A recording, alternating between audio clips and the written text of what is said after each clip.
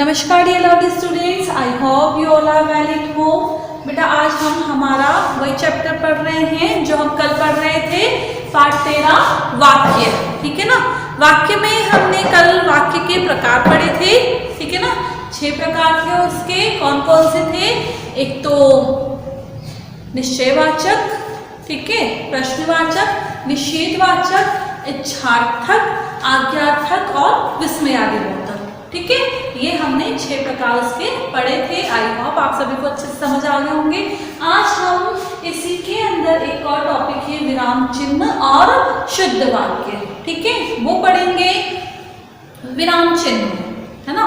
विराम चिन्ह जो ये एक ऐसा चिन्ह है जो हमें हर जगह पे लगाना जरूरी है ना। अलग अलग वाक्य में अलग अलग तरह के विराम चिन्ह होते हैं कि वो उस पर डिपेंड करता है कि हम क्या वाक्य बोल रहे हैं। देखेंगे अपनी बुक में। तुम कितने बजे आओगे? माँ ने पूछा। रतन ने कहा 8 बजे। क्यों? माँ ने कहा जरा बाजार जाकर घर का सामान लाना है।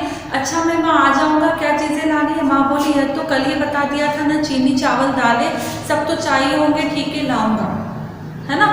अब देखो इस पूरे वाक्य में कहीं पे भी किसी भी तरह के विराम चिन्ह का प्रयोग नहीं किया गया है ना।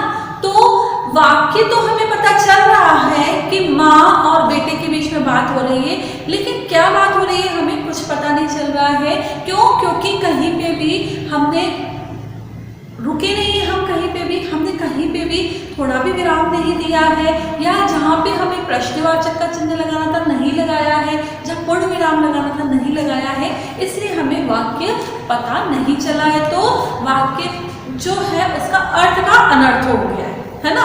तो बेटा इस तरीके से जो वाक्य होते हैं वो हमेशा गलत होते हैं। अब देखो इसी वाक्य को मैं दोबारा पढ़ूंगी विराम चिन्हों का प्रयोग करते हुए। तुम कितने बजे आओगे? प्रश्नवाचक लगा। माँ ने पूछा। रतन ने कहा 8 बजे। क्यों? माँ ने कहा जरा बाजार जाकर घर का सामान लाना है। अच्छा माँ मैं आ जाऊंगा, क्या क्या चीजें लानी है? ठीक है, प्रश्नवाचक लगा। माँ बोली यह तो कल ही बता दिया था, चीनी चावल दालें सब तो चाहिए होंगे। ठीक है लाओ। ठीक है ना। इस तरीके के दोनों के बीच में वार्तालाप हुए हैं, लेकिन जहां हमने विराम चिन्ह लगाया है वहां तो हमें पता चल गया है उस पूरे वाक्य का अर्थ, लेकिन जहां विराम चिन्ह नहीं लगा है वहां हमें वाक्य का अर्थ पता नहीं चला है। तो आज हम कुछ विराम चिन्ह जो है वो पढ़ेंगे। नंबर 1 है हमारा पूर्ण विराम, है ना। ये पूर्ण विराम का चिन्ह है इस तरीके का। ये पूर्ण विराम का चिन्ह है। जिन वाक्यों में सूचना या समाचार होता है उसमें अंत में पूर्ण विराम लगाते हैं, है ना। जिसमें हम कोई सूचना दे रहे हैं या कोई समाचार बता रहे हैं, उस वाक्य को खत्म करने के लिए, स्टॉप करने के लिए लास्ट में हम पूर्ण विराम लगाएंगे। जैसे कि मैं बाजार जा रही हूँ और हमने पूर्ण विराम लगा दिया। ठीक है ना। अगर हम पूर्ण विराम नहीं लगाएंगे तो इसका मतलब हम इसके आगे भी हम कुछ लिखना चाहते हैं, नहीं ना, नहीं लिखना है तो हम यही पूर्ण विराम लगा के इसे खत्म कर देंगे। नेक्स्ट है हमारा अर्धविराम, है ना। अर्धविराम ये इस तरीके का चिन्ह होगा, बिंदु और नीचे छोटा सा कॉमा लगेगा। छोटे वाक्यों को बड़े वाक्यों में जोड़ने के लिए इसका प्रयोग करते हैं, है ना। कुछ छोटे वाक्य हैं, उसी के साथ अगर हमें दूसरा वाक्य बोलना है तो उसमें पहले ये अर्धविराम लगा के हम दूसरा वाक्य बोलेंगे या उसे लिखेंगे। जैसे कि मेरा घर बिक गया, मेरा खेत बिक गया, है ना। मेरा घर बिक गया के बाद हम फुल स्टॉप नहीं लगाएंगे क्योंकि वो कंटिन्यूएशन में चल रहा है, हमें थोड़ा सा रुकना है तो हम अर्धविराम लगाएंगे। ठीक है। नेक्स्ट है हमारा अल्पविराम। ओके, अल्पविराम ओनली इतना सा इसका चिन्ह है, कॉमा लगेगा। थोड़ा विराम या बहुत थोड़ी देर रुकना, है ना। थोड़ी सी देर अगर हमें कहीं रुकना है तो वहां हम ये अल्पविराम लगाएंगे। जैसे कि रीना, रमेश, सीमा व राधा जा रहे हैं, तो हमने इनके बीच में ये क्या लगाया है? ये है अर्धविराम। हम इसे कंटिन्यूशन में नहीं बोल सकते कि रीना, रमेश, सीमा, राधा बाजार जा रहे हैं, नहीं। रीना, रमेश, सीमा व राधा बाजार जा रहे हैं। क्योंकि रीना अलग इंसान है, रमेश अलग है और सीमा भी अलग है, तीनों एक तो नहीं है ना, है ना, अलग अलग है, इसलिए हमें इनमें थोड़ा सा रुकना है, इसलिए हम इसमें ये चिन्ह लगाएंगे। ठीक है, नेक्स्ट है हमारा प्रश्न चिन्ह। ठीक है, नाम से स्पष्ट है, प्रश्न चिन्ह सभी को पता है, जब हम किसी से कोई प्रश्न पूछ रहे हैं या कोई हमसे प्रश्न पूछ रहा है तो लास्ट में इस चिन्ह का प्रयोग करेंगे।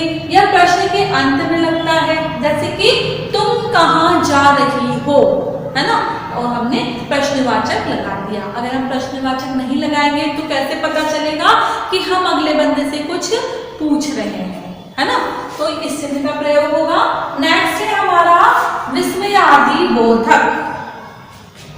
इसमें पूर्ण विराम के जैसा ही है, लेकिन इसमें नीचे बिंदु लगेगा।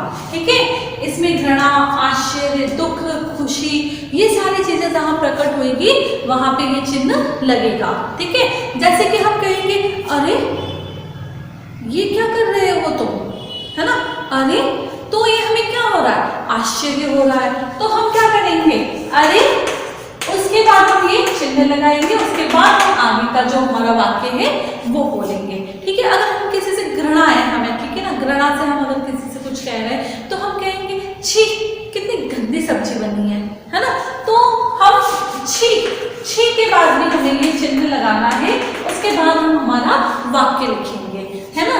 ये चिन्ह लगाने से ही हमें पता चलेगा कि हम विस्मयादि बोधक का चिन्ह लगा रहे हैं। ठीक है, तो बेटा आई होप विराम चिन्ह के ये जो मैंने आपको पांचों प्रकार ये चिन्ह बताए हैं, आई होप आप सभी को अच्छे से समझ आ गए होंगे। किन चिन्हों का कहाँ प्रयोग करना है ये आपको समझना बहुत जरूरी है। अगर हम गलत चिन्ह लगाते हैं तो हमारा पूरा वाक्य ही गलत हो जाता है। ठीक है, इसी में हमारा नेक्स्ट टॉपिक है शुद्ध वाक्य, है ना। शुद्ध वाक्य जैसा कि नाम से स्पष्ट है कि जब तक हम शुद्ध वाक्य नहीं बोलेंगे, हम शुद्ध वाक्य नहीं लिखेंगे तो हमारी बात को कोई समझ नहीं पाएगा और वो बात हमारी गलत हो जाएगी, या हम एग्जाम में लिख रहे हैं रिटर्न में तो हमारा रॉन्ग हो जाएगा, हमारे कम मार्क्स आएंगे। तो वाक्य का शुद्ध होना भी बहुत जरूरी है। तो शुद्ध वाक्य किस प्रकार से होंगे, कैसे जरूरी होंगे, ये हम जाने। वाक्य में कर्ता और क्रिया के लिंग व वचन समान होने चाहिए, है ना। कर्ता मतलब करने वाला, क्रिया मतलब जो काम वो कर रहा है उसका लिंग, है ना, वो स्त्री है या पुरुष है, और उसका जो वचन है ना, कि वो ज्यादा कर रहा है, कम कर रहा है, जो भी उसका वचन है वो हमेशा समान होना चाहिए। ठीक है, जैसे कि मैंने यहाँ लिखा है मेरा घर कल रमेश आए थे। ठीक है, आपको ये वाक्य शुद्ध लग रहा है? नहीं ना, ये आपको अशुद्ध लगेगा। क्यों? क्योंकि मेरा घर कल रमेश आए थे, रमेश तो अकेला है, आए थे तो बहुवचन के लिए यूज होता है, जबकि हमने कहा है कि वचन समान होना चाहिए, है ना। रमेश एक ही व्यक्ति है तो यहाँ आए थे कैसे आ सकता है, और मेरा, है ना, रमेश मेरा कैसे हो, मेरा अगर मैं बोल रही हूँ तो उसके साथ रमेश नहीं लगेगा, है ना। तो हम इस वाक्य को शुद्ध करने के लिए क्या लिखेंगे, मेरे घर कल रमेश आया था। ठीक है ना। अब ये वाक्य आपको सही लग रहा होगा। अगर मैं बोलूंगी मेरा घर कल रमेश आए थे तो ये वाक्य अशुद्ध है, आप खुद भी नहीं समझ पाएंगे। लेकिन अगर मैंने बोला कि मेरे घर कल रमेश आया था, है ना, तो आपको पता चल गया कि मेरे घर कल रमेश आया था। तो बेटा इस वाक्य के अंतर्गत जो दोनों टॉपिक मैंने आज आपको पढ़ाए हैं, आई होप आप सभी को अच्छे से समझ आ गए होंगे। एक बार फिर भी आप इस चैप्टर को अच्छे से रीड करना, आप इसे और अच्छे से समझ जाएंगे और इसकी बुक एक्सरसाइज में आपको करवाऊंगी। ठीक है, thank you and have a nice day.